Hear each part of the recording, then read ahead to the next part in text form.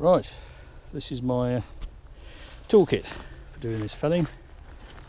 Combi cant with approximately 40-45 to 1 premix for the little chainsaw, chain all in the other end, one hard hat with mesh visor, new defenders, lunch, water, there's more water in the rucksack, a woolly hat for wearing because the plastic hat is cold when you stop,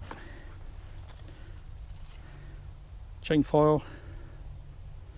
This is a 532 because I'm running 325 chain and it's towards the end of its life. Should be a 3/16 file, but when you get over half worn you can go down a size. And a combi spanner, tensioning chain, and there's a little screwdriver in there for any running repairs on the saw, which shouldn't be necessary. Gloves, I've got a spare pair in there, stay nice and warm, and a rope for assisted fell.